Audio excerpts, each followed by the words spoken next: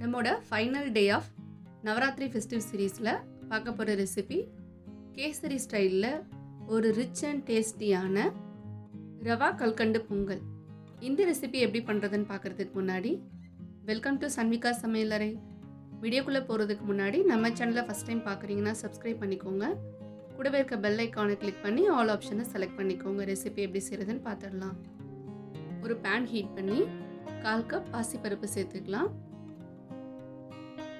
இது லோ ஃப்ளேமில் நல்ல வாசனை வந்து கலர் சேஞ்ச் ஆகிற வரைக்கும் ஃப்ரை பண்ணி எடுத்துக்கலாம். பருப்பு கலர் மாறினதோ அதை எடுத்து தனியாக வச்சுக்கலாம். இப்போ அதே பேனில் 1 டீஸ்பூன் நெய் ஆட் பண்ணிக்கலாம். 5லேருந்து 6 முந்திரி சேர்த்துக்கலாம். இதையும் லோ ஃப்ளேம்லேயே நல்ல கோல்டன் ப்ரௌன் ஆகிற வரைக்கும் ஃப்ரை பண்ணி எடுத்துக்கலாம்.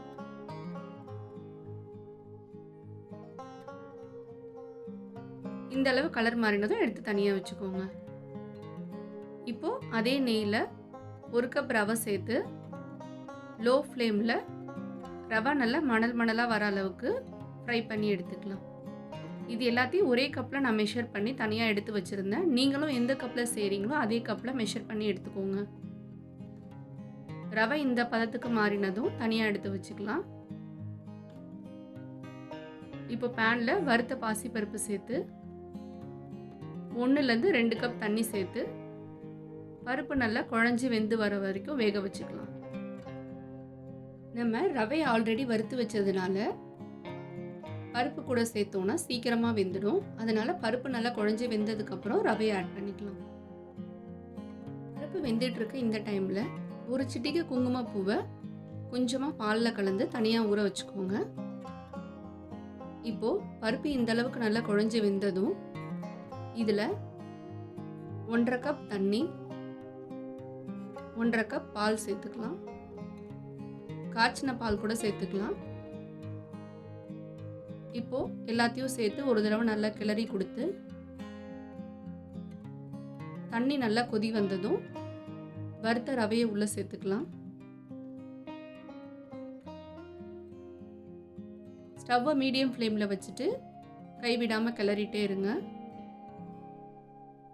ரவை இந்த பாலில் முழுமையாக நல்லா வெந்து வர வரைக்கும் லோ ஃப்ளேமில் வச்சு கிளறிட்டே இருங்க.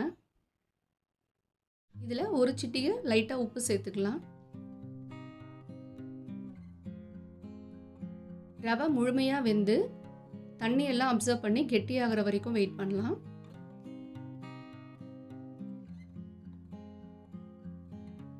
இந்த அளவு நல்லா கெட்டியானதும் 1.5லேருந்து 2 கப் அளவு கல்கண்டை பொடி பண்ணி எடுத்துக்கலாம்.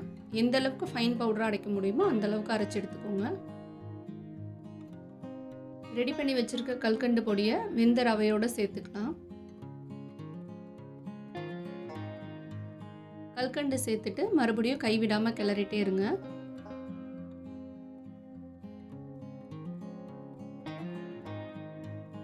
இந்தளவு கல்கண்டு நல்லா கரைஞ்சி ரவையோட மிக்ஸ் ஆனதும் வறுத்த முந்திரியை சேர்த்துக்கலாம். 1/4 டீஸ்பூனுக்கும் குறைவாக ஏலக்காய் பொடி, ஏலக்காய் பொடியும் சேர்த்துக்கலாம். ஆனால் ஏலக்காவும் தட்டியும் சேர்த்துக்கலாம். இப்போது நம்ம ரெடி பண்ணி வச்சுருக்க குங்குமப்பூ பால் கலவையை உள்ளே சேர்த்துக்கலாம்.